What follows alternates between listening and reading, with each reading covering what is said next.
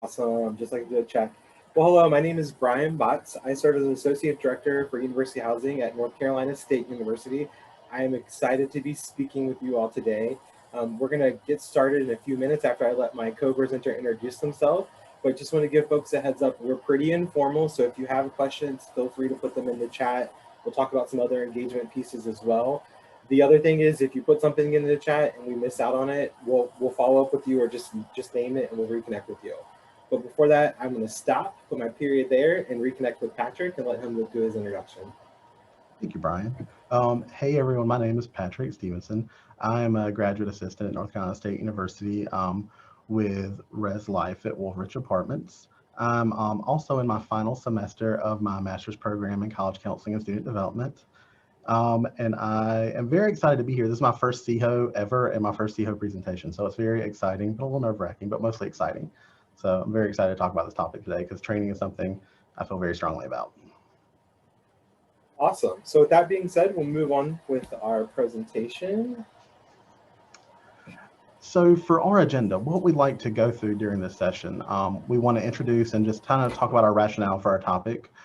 We want to build our learning outcomes and talk about what we want you to get from our session. We want to really define, review, and clarify some different terms for everyone.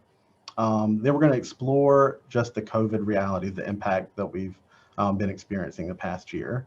Then from that, we're going to talk about some short-term strategies and learnings that we've kind of gathered from our own training program in the last year. And then we're going to zoom out and talk more about long-term strategies just in general, and also keeping COVID and other major events in mind. Great. So just to kind of give an introduction and rationale with this, one of the things we wanted to share with you all is, if you think about training and development on campuses and such stuff of that nature, we really started thinking through, how are we doing this work pre-COVID? And what did that look like? And so one of the things that Patrick and I really talked about is, oftentimes when you think about training and development, we yielded the same results by doing the same thing over and over again. We'd bring a committee together, we'd come up with some sessions, maybe there were some one-hit wonders, maybe they weren't. And then we'd get the same results again over and over again. We'd get us trying to cram in a million things into a short period of time. We'd have hall directors trying to do in area time and hall time after spending a day in training. And there's just a lot of fatigue there and such. Additionally, what we started to think through as well is, if we keep doing the same things over and over again, how are we aligning with what our students need to learn? The other thing we started thinking about with this being said is I realized on my screen it looks great, but it may not show, it may depend upon your screen. I'm not sure what it might look like, but this is a picture of a cannon with a hole in it. And so one of the things we wanted to talk through is, if you think about training and development, this in itself is a field of study for folks. And you think about people in higher education, we have wonderful skills. We're raised to be generalists, if you will, but oftentimes we don't have specific skill sets and understanding what training and development looks like from a cycle, and what it looks like in an entire employee's experience. And so when we started thinking about this, we started thinking in the sense of, how can we look at training and development from a 30,000 foot perspective and think beyond COVID? How can we think about, what are the things that we're doing well? What are the things where we're still trying to do the same thing over and over again? And then where are there gaps within our organization where we can help develop some skills? What I will tell you, just so my caveat, this thing about introduction to rationale, we are not some beacon of perfection. We are still works in progress on our campus as well, and we're still trying to evolve in how we do work. However, we think we're setting the stage for us to rethink how we do the work on our campus to create a better experience for our students. Okay, so ideally, at the end of this session, we would like for attendees to be able to do three things. One, differentiate and understand the difference between onboarding, training, and development, and the relationship between the three. Explain short and long-term strategies for training and development, and then be able to design elements of training and development, be responsive to current events, be it and crises, be it what we've all been going through, or any other major events or situations that occur in the future. So as we start this process, thinking about learning and training and development and such, we wanted to take time to build our own learning community. And so with that being said, we want to share some resources with you all to help you understand how we can engage in the conversation today. Resources available for you in case you're a person like me, that when you're in a Zoom meeting, you're like, I need something else to look at. I need to go scan or do some other things. we're going to give you some resources in order to help you be prepared and more effective for the conversation. And so when we think about this, what I want to share with you first is if you have your phone or if you want to jot down this link or anything like that, you can scan the QR code or jot down this link. This is going to take you to a Google Drive where we've dropped some resources for you. And as opposed to giving this on the back end, we're going to give this on the front end. If you forget it, you can't access it, please let us know. But what we've already included in here is we've dropped the link to a PDF of our presentation. So if you have any questions, comments, concerns, or you're like, where are they going with this? You can look ahead and see where we're going. Additionally, what we're going to do is in a minute, we're going to turn on the chat. We're going to turn on a Q&A portion of Google Slides. So you can drop questions there if you want. You can use the chat too. Additionally, if you want, we created a parking lot. Yes, we'll put it in the link that's in the chat. But we've created this parking lot here as well. So if you have questions, you can add these here. Or if things come up that we're not able to answer, respond to, or get to, we'll follow up on this depending upon what session. We're doing a session this session and one after this. So we'll put those here. Patrick, can you drop that link in the chat for folks while I go over this stuff, please? Yeah, I got you right now. Awesome, thank you. Additionally, in our drive, we have some presenter information. So if you just want to figure out how to connect with us, we do have our email addresses, connect with us via LinkedIn, and I have my Twitter handle there as well if you'd like to connect that way. We also have a PDF of recommended literature that we'd encourage you all to check out if you're thinking of building your training and development library. And then we have a slide with our references. And then we have another document in here that I just want to share with folks too. That has some resources. So if you're thinking about articles or wanting to think through how you can think about training and development on your campus, we have some articles here. We added some additional resources that just would not fit because of the timing of our presentation that might be fruitful for you all. And then we have also added some virtual remote instruction pieces here, remote collaboration and team building. And then we've also added, sorry, my mouse is finicky, but we've also added some professional organizations that you could check out as well. So I'm going to hop back over to our presentation real quick. I'm going to turn on our Q&A piece. All right, perfect. So I went over presentation resources, there's parking lots, we talked about that. So if you have any questions, feel free to add them into the parking lot piece. And then also on your slides, I'm going to enable now. If you're a Google user, at some point in time, you can see at the top of this presentation, if you want to go in here and drop in a Q&A, a question or a comment or anything like that, you can drop that in there and we'll be able to see it as well. So we just want to give folks a few different opportunities to engage with us, recognizing that Zoom isn't always the most friendly, but also we recognize some people may be Google users, some may not be.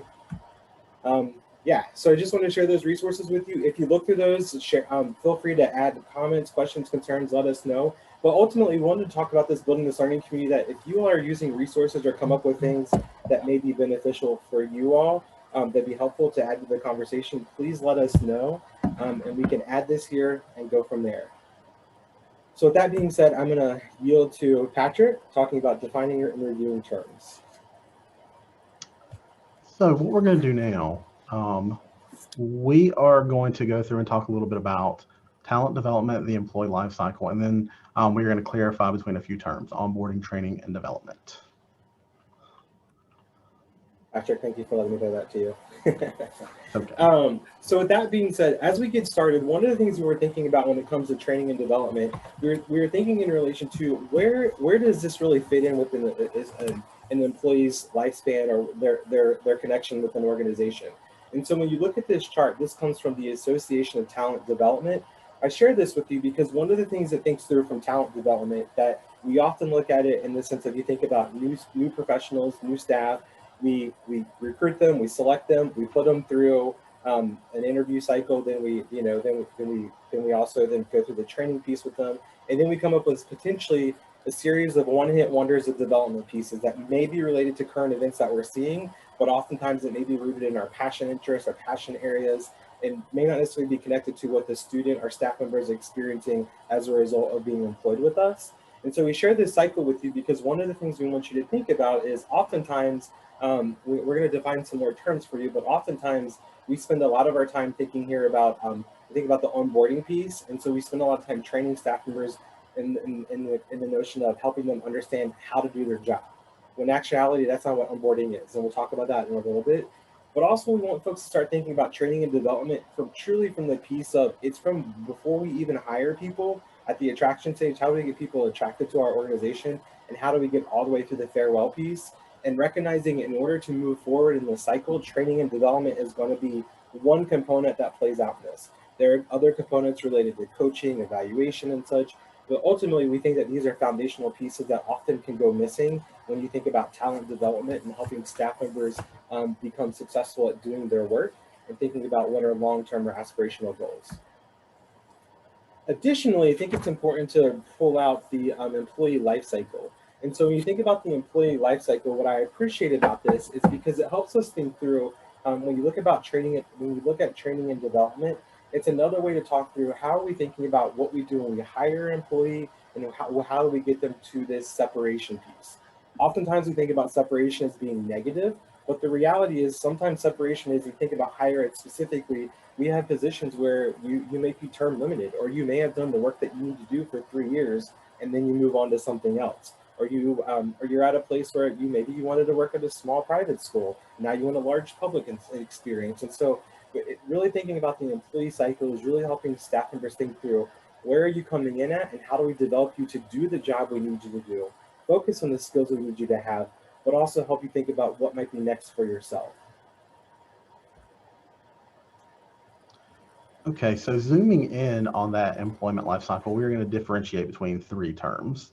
So first is onboarding. Onboarding is really a process of introducing and integrating new hires with the employees already part of an organization, that community, the management of an organization.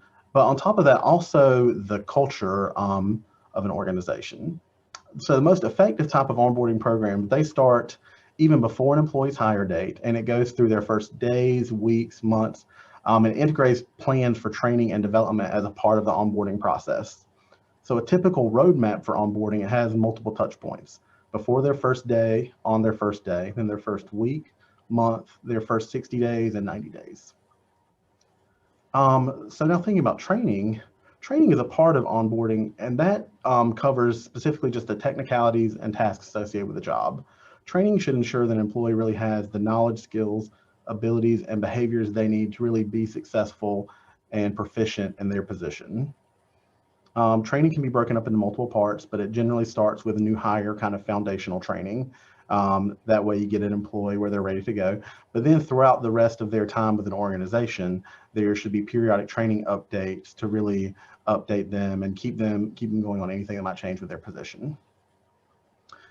In contrast, development, it really moves beyond the scope of the job they were hired to do, and is really more about holistic development, holistic improvement, really aiming to support that employee overall in their development.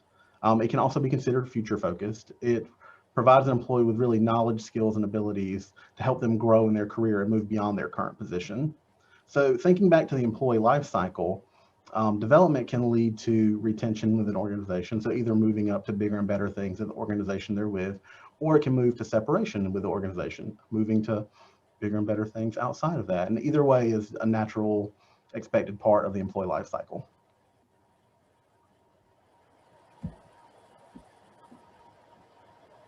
Awesome. So we shared these with you real quick before we jump into the exploring COVID realities, is because one of the things we think through is when we think about onboarding, training, and development, they're often combined or mixed up, or there really isn't necessarily a long-term plan of how this works together. And so we think about COVID specifically, one of the things that we want to, before we talk about a timeline and move forward with that, one of the things that we want to acknowledge is when you don't have a firm understanding of the training, development, and the onboarding pieces and how those coincide and how those are sequenced together, you get left with trying to identify what is important to us. What are we trying to do? And then you get stuck trying to do everything, or you get stuck deleting things that may be significant or important to what you're trying to accomplish, but you haven't necessarily mapped them to where they belong within the organization. So specifically when we think about exploring COVID realities, I think one of the things I just want to share with folks before we move forward, we are not going to get into the nitty gritty of every single COVID experience and reality, because the realities have been different for everyone. Also, I want to recognize, I just want to take a minute to also recognize people who've been impacted by COVID.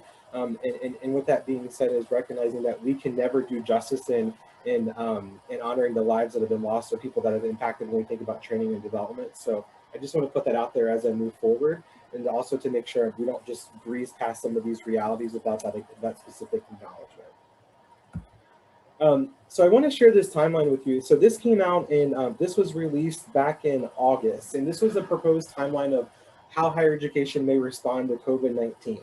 And so when we think about it from a training and development perspective, this time last year, we were all getting prepared to go remote, or we were about to go remote after experiencing SEAHO last year for folks who attended, and get to this whole piece of trying to figure out, are we doing asynchronous learning, synchronous learning? What is Zoom? What is Zoom bombing? What does that look like? And then we transitioned to a phase 2 where we were just trying to figure out, okay, how are we going to navigate the preparation for a fall semester? What does fall look like? We know that it's going to be different, whatever different is, but we also need to make sure, because we know that we have time on our side, we need to look at how we're thinking about accessibility. What are the resources needed for students? And then from a phase 3, which this would argue August through December we would still be in phase 3. I feel like we're in the midst of a continuation of phase 3 right now personally, but I share this with you is because it goes in the sense of taking into account that we should as institutions be prepared to help support students for online delivery, even if starting face-to-face. I point that out specifically because at NC State, we are one of the institutions that brought students to campus and then 2 weeks later sent them home. And so we definitely understand the whole pivot, like all of us here, but we definitely had that huge pivot.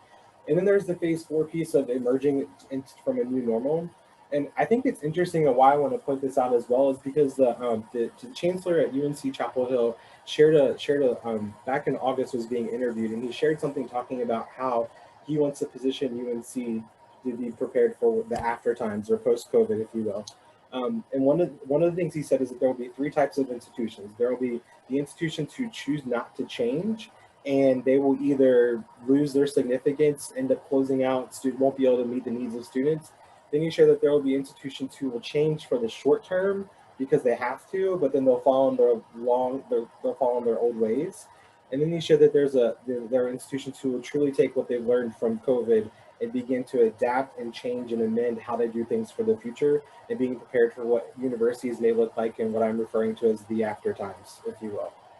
And so I share all this with you because when we think about training and development specifically, it's very hard to think through, where does all this fit? Where does this fit in the grand scheme of things? Because when we think about training and development, they are important, but they're connected to morale, retention, and everything of that nature. But we have all these other cycles going on that we're trying to navigate as well.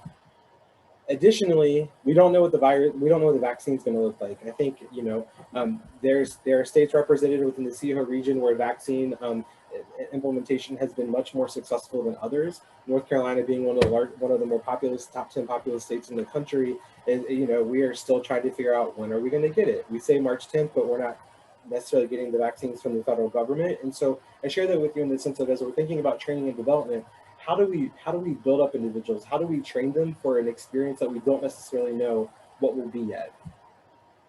And I share this with you. This is from after North Carolina closed last year, and we started entering phase 1.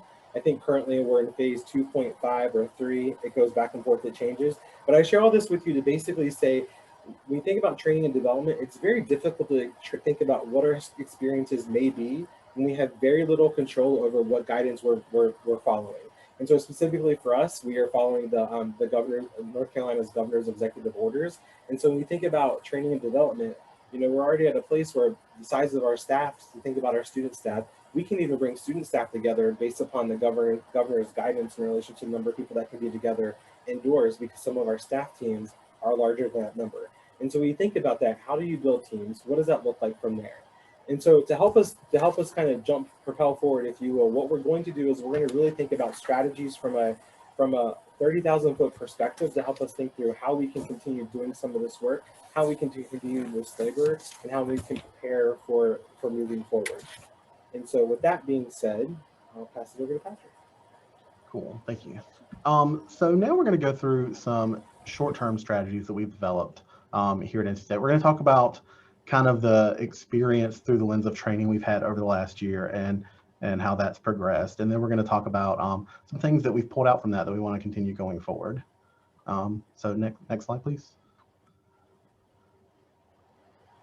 Cool, thank you. So our experience here at NC State. So like many institutions, last year we were blindsided by this, right? And nearly all of our on-campus housing students were sent home. And we didn't know what the fall was going to hold. We didn't know if we were going to have in-person classes. We didn't know if we were going to have students living on campus. We had no idea. For a good ways throughout the spring, I believe into the summer. So we found out kind of later into the planning process of training exactly what we might need and what that might look like. But eventually we were given the green light that students were going to be coming back on campus, so we were going to need student staff on campus. And we were given the different dates and processes. We found out that our first day of class was moved up. We found out that we were going to have a 10-day move-in process with appointments. So that really truncated and changed our training timeline, our training process. So from this, all our training was moved to a virtual delivery. Our RA training was in less than a week, and it consisted mostly of asynchronous sessions, videos, some readings, some written activities. And generally, the process we used for them was campus-wide with asynchronous sessions from 9 to 5. And that covered the main content associated with their positions.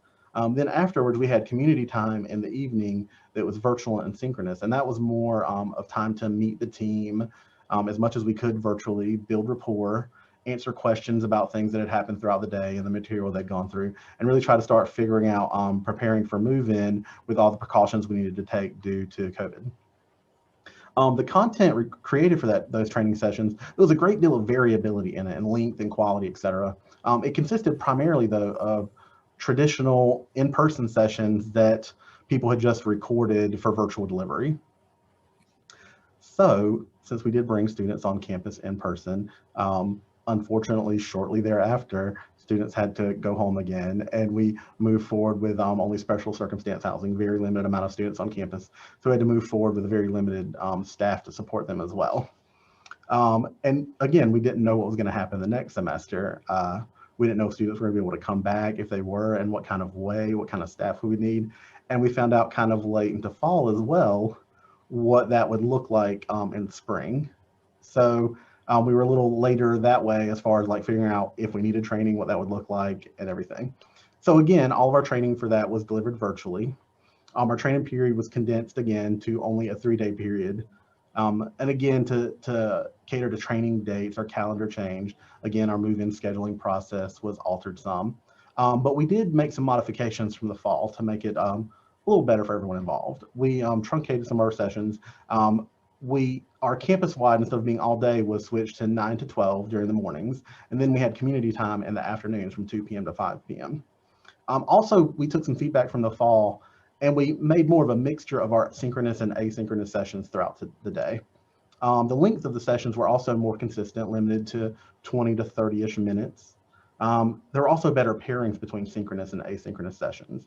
For example, we went through a few asynchronous diversity training videos, and then we got with our communities in different groups to go through kind of guided discussions about what we had seen in those videos. Finally, the community time, it was more directive with certain training items that need to be covered during that time, or follow-up discussions from what had happened in previous training with discussion questions to kind of guide and make sure that students got the material and the training they need from those sessions. So from that, moving forward, now we are in the planning stages for our fall 2021 training. So we've got some projections as far as how move-in is going to work, when classes will start, and what our training should look like. Ideally, it's going to be a mixture of virtual and in-person, synchronous and asynchronous. The first couple of days will be asynchronous, then we'll have RA move-in. Then our final days will be a mixture of in-person and virtual, but synchronous training. And our goal with this training is to ensure a clear connection between our job descriptions, training categories, learning objectives, and skill development. And additionally, we have time for campus-wide and community-focused aspects of training. And the goal when creating this training, as we're doing right now, is to incorporate all of our feedback from the fall and spring to make sure it's the best experience possible. So next slide. So from all of that, we found out we did some things where we were like, oh, that was a terrible idea. We don't want to do that anymore. But then we've also found some things where we're like, that worked out really well, and we want to continue it into our modified training in the fall and even in the future when at some point, hopefully we'll be past the pandemic, but we found some things that really worked that we liked and we want to continue. So some things to stop. Asynchronous sessions that are just recorded versions of in-person trainings does not work well.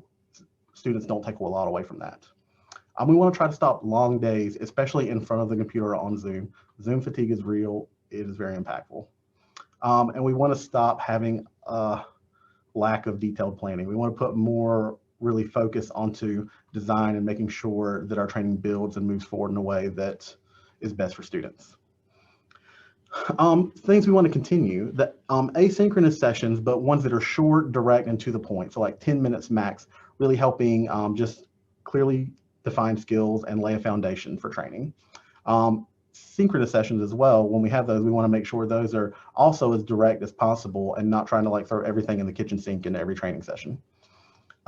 We want to build a relationship between synchronous content and asynchronous content and make sure they really build on each other and work together well.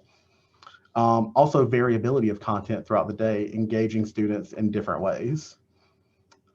Ideally, either shorter days and or breaks in online engagement to help with Zoom fatigue and just make sure we're not taxing attention spans too much.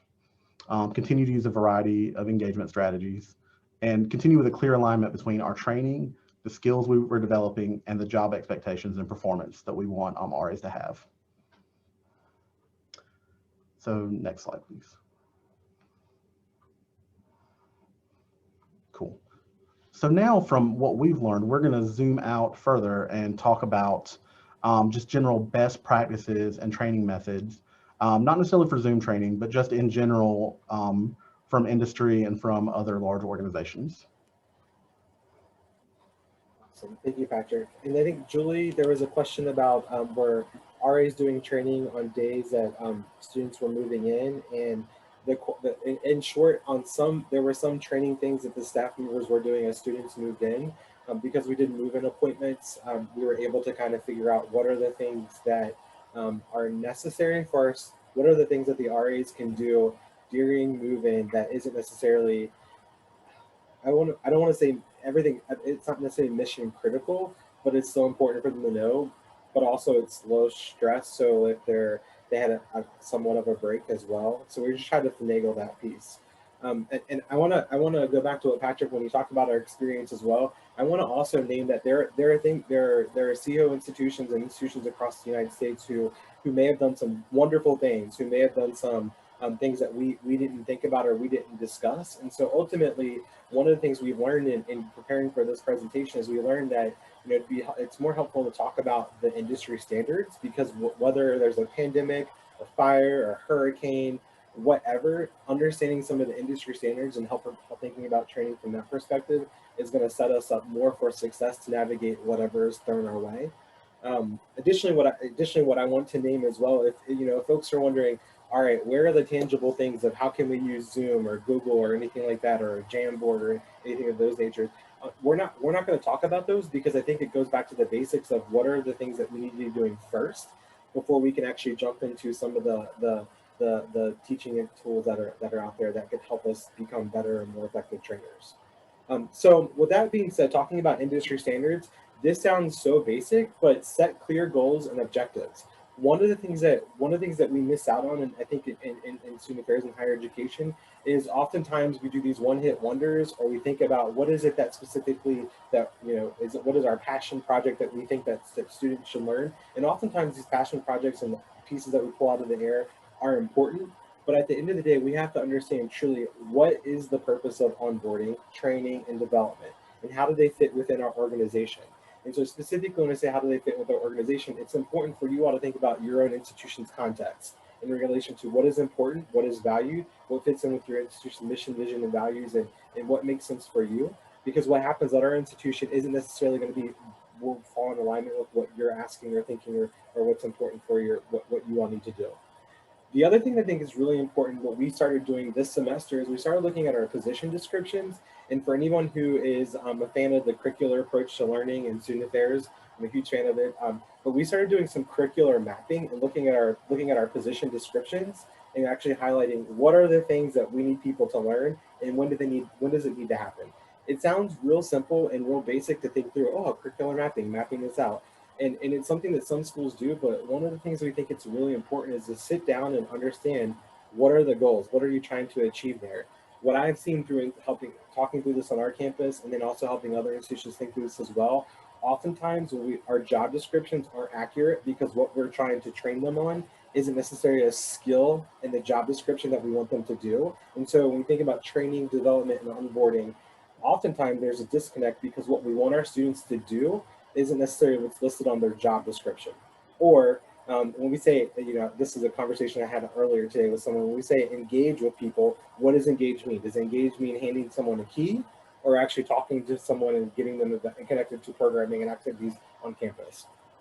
And so I think ultimately being able to do this, I think when you set the clear goals and objectives as well, it starts setting the foundation for having conversations with your campus partners.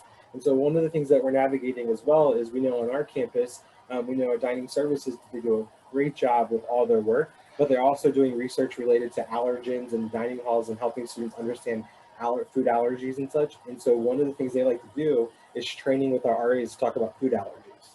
So it's cute and it's great and it's important to talk food allergies, but where does it fit in with what we're trying to do? And are there other ways for us to educate our staff members and our students on this information beyond having this be a session that's thrown in when the RAs and our village mentors are trying to eat lunch?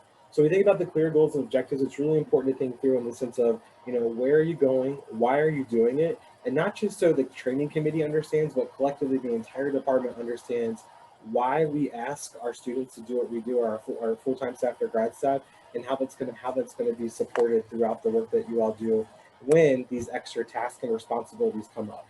The last thing I'll say with clear goals and objectives, our academic calendar was changed for the fall semester. So we've had to have some crucial conversations in relation to what are all the things that you need our RAs and village mentors to help do to open the residence halls during move-in and before move-in to get the residence halls prepped. And here are the things that we need for training and what's going to give, because we can't do everything. It's not possible to do all this stuff. And so I think when you set the clear goals and objectives, it helps you prioritize what is important. We think about training and development. Sometimes business practices with the work we do are going to truncate the training and development piece. But being able to name that and coming up with a plan to fill that in later is going to be more important, so you don't lead to a bunch of one-hit wonders or so things are not forgotten. Cool. So kind of building on that idea, it's important to moderate your level of content. So when we were creating training sessions, I think I said this before, but we have a tendency to throw, if we have a topic, we want to throw everything about that topic in a training session. And that is not great if you want people to take away key ideas from it. Participants can forget far more than they'll learn from that type of session.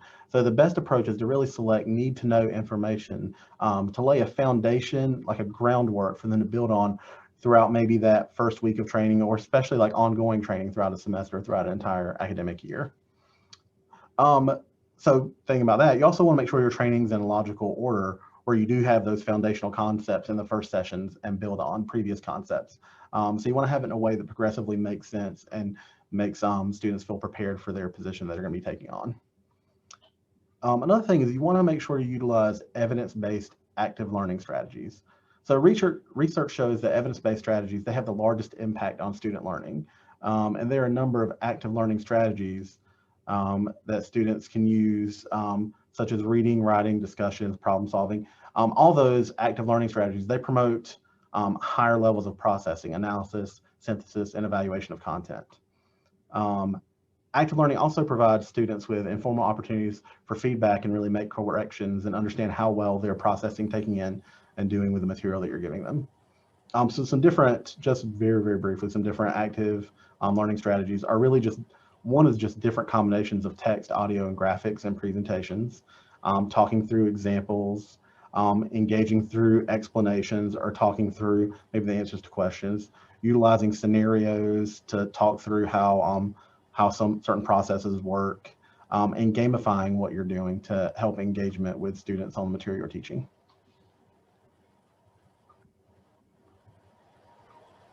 Awesome. So I'm going to jump to real quick a question in the chat from Jonathan. What types of expectations, rules, guidelines did you have for RA staff during synchronous sessions?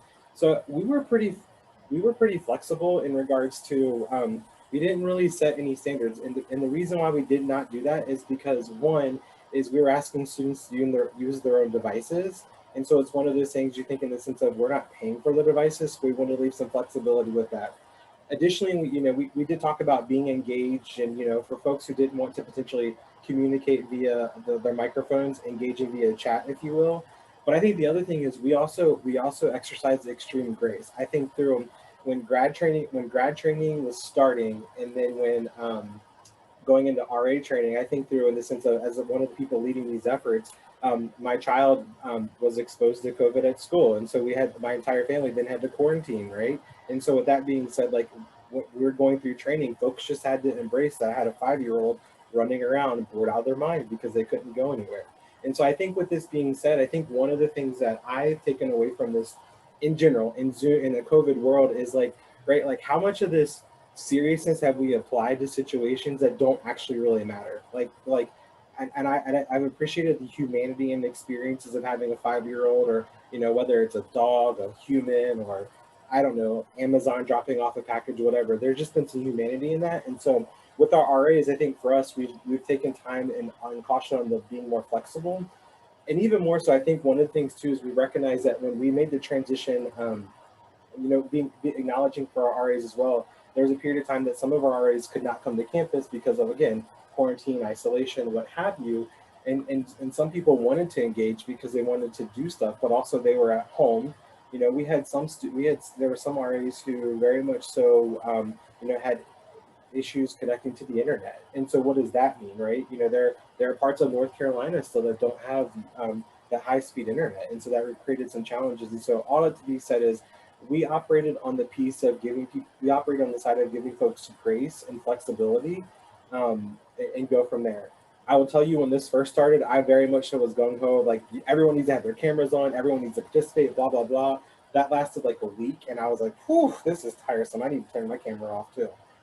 So I think, so just to say that from that perspective, I do think we have learned from, to go back to this question as well, I think we've learned a lot, and we're going to talk about it in a second, and how we structure some of the ways we do training into thinking from a micro perspective, as opposed to, these long, like what we're doing now, like a 15-minute session, right? Like maybe, that may not be the best way to do it.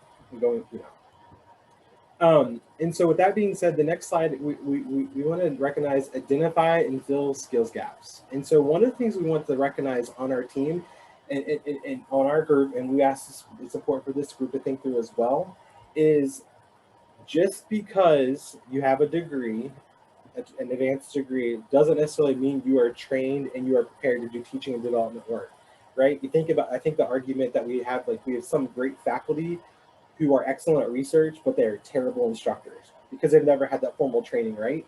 And so we think about this as well. One of the things we think it's important to do is do an audit of what are the skills that people have that are doing the training and development work, and actually having an honest conversation. If you think about supervision, an element of supervision is training and developing your team members. How many people actually have had formal classes in supervision?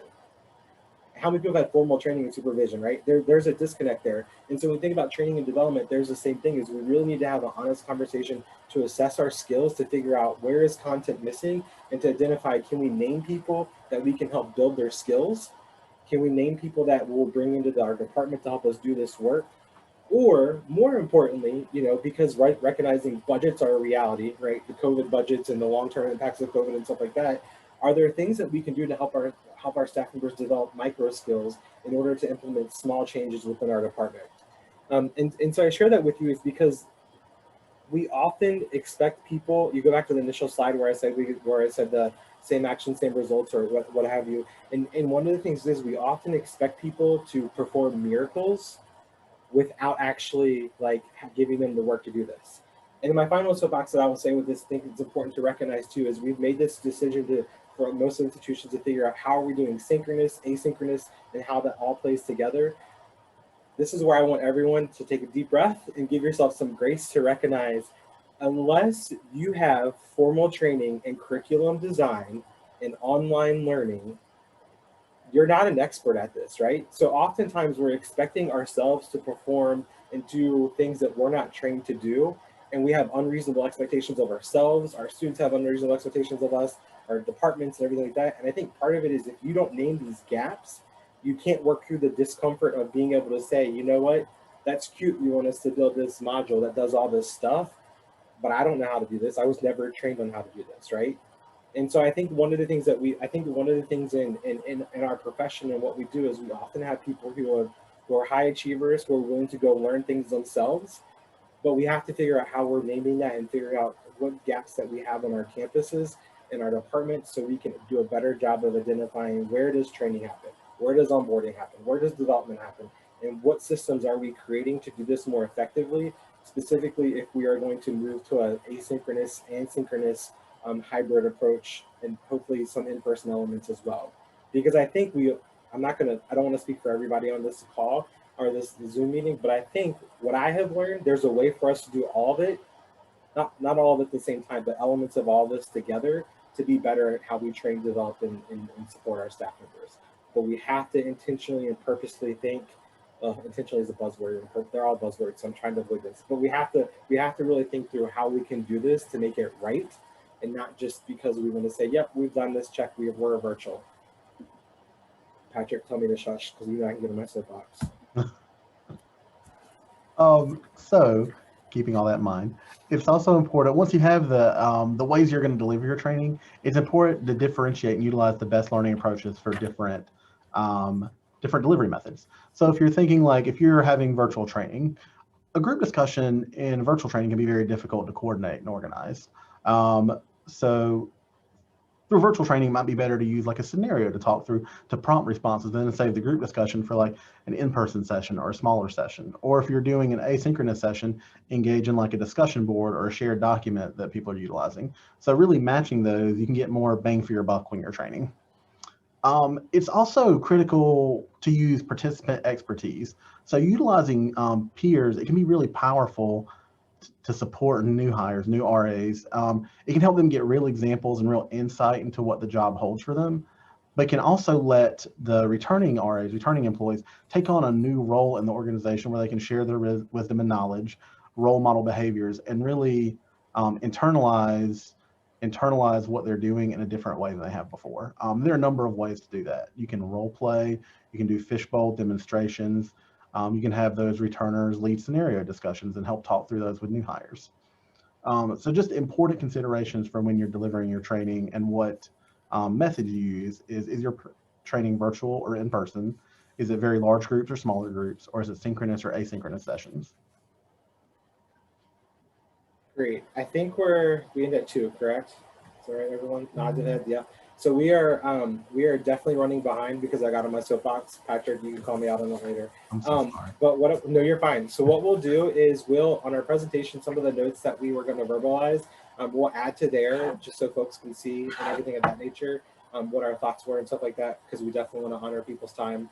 Y'all, 45 minutes in Zoom can be long. So in short, what I would just say real quick, just a couple of things to think through in the sense of just think about how you apply when you go through training. You're talking about applications to students and their experiences and staff members and their experiences. And I have to say this because I think this is something that's come out on our campus that I like to have conversations about. Everyone likes to talk about Title IX from a compliance perspective. However, one of the things, I think specifically like Title IX compliance, we have to do it because it's the law or whatever. And one of the things I think about training and stuff like that, yeah, it's the law. But also we do this because it supports our student experience, right? It's the right thing to do. It helps our students navigate their own experience and stuff like that. And so I share this with you in short to say is when you're thinking about training and development, recognize that oftentimes these experiences have to be connected back to why we do it and how it supports the student experience, not just because, our lawyers require us to do this or anything of that nature.